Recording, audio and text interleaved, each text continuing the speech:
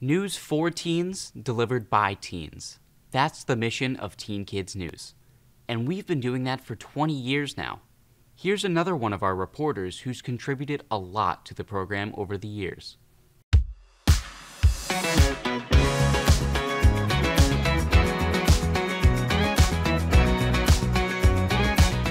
A favorite saying here is, much of the history we teach was made by the people we taught. I'm Tyler. I started with Teen Kids News when I was about 14 years old, and I worked with the show for about 5 years or so. At first, I was a field reporter doing stories near my home in Boston before making some regular appearances on the anchor desk.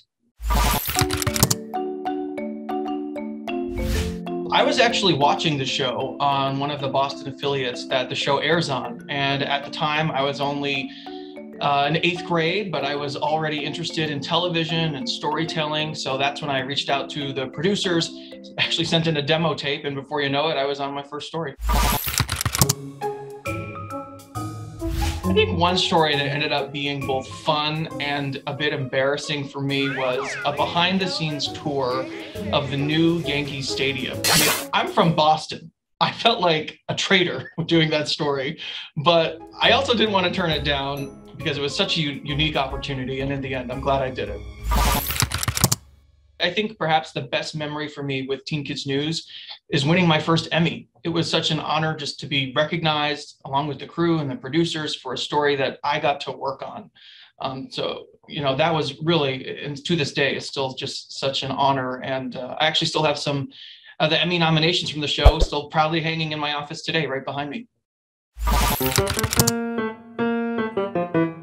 So after Teen Kids News, I went on to become a professional reporter. I worked at stations in Vermont, in New Hampshire, in Rhode Island, and in Oregon. I really got some great experiences there, and Teen Kids News helped prepare me for all of that, from writing to on-camera presence to video and the way that I craft stories. And even now, after about a decade working professionally in TV news, I've transitioned over to media relations work. I'm a spokesperson for the New Hampshire Department of Safety.